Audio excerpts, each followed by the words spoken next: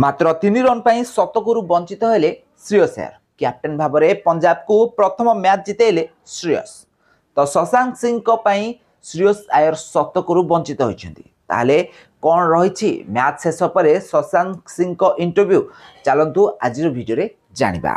तो फ्रेंड्स आपने जानते पंजाब किंग्स और गुजरात टाइटन्स मध्य चली मैच रे पंजाब 11 रन रे जीति नहीं। पंजाब प्रथम बैटिंग करी 243 रन स्कोर करता जो श्रेयस अय्यर जबरदस्त 97 रन सामिल रही।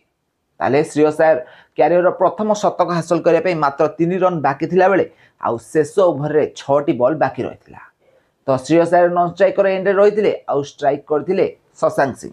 शशांक सिंह को ओभर आरंभ होगा पूर्व श्रेयस अय्यर कही कि तुमे तुमर शॉट खेल मो शतक पाई आदौ भी हेले चिंता कर ना मो शतक नहेले नहीं किंतु टीम रो स्कोर आगु को बढ़िबा को पड़िबो। तो यही कारण शशांक सिंह शेष ओभर रे 22 रन स्कोर करथिले 5टी चौका मारिथिले शेष ओभर रे शशांक सिंह जहाँकि मैच जितबारे साहाय्य करथिला पंजाब किंग्स को। आउ 11 रन रे गुजरात को हरैथिला पंजाब शेष ओभर रो 22 रन कारण पंजाब जीति नहीं थिला।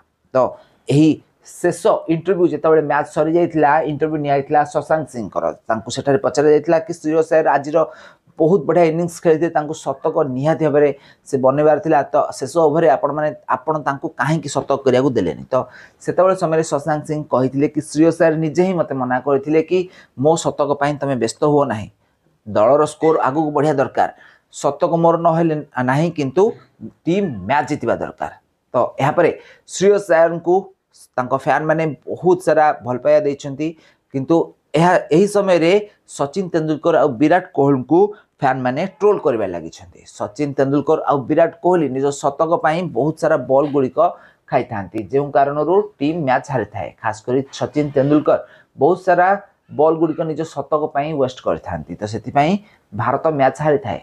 सचिन को और विराट कोहली को बहुत सारा ट्रोल करा जाउची श्रेयस को यही माने सैक्रिफाइस शतकर सैक्रिफाइस विराट कोहली और सचिन तेंदुलकर बहुत ट्रोल करा जाउची। हेले श्रेयस अय्यर काली मैच रे जबरदस्त बैटिंग करथिले जहाद्वारा मैच जीतिला पंजाब किंग्स। तो फ्रेंड्स आपको काली श्रेयस अय्यर बैटिंग केमती लगी फॉर्म आपको केमती लगी आमको कमेंट माध्यम निश्चित भाव कमेंट करूँ। और क्रिकेट संबंधित टेक्निक खबर विषय अधिक जानकारी चैनल को जल्दी सब्सक्राइब करनियंतु।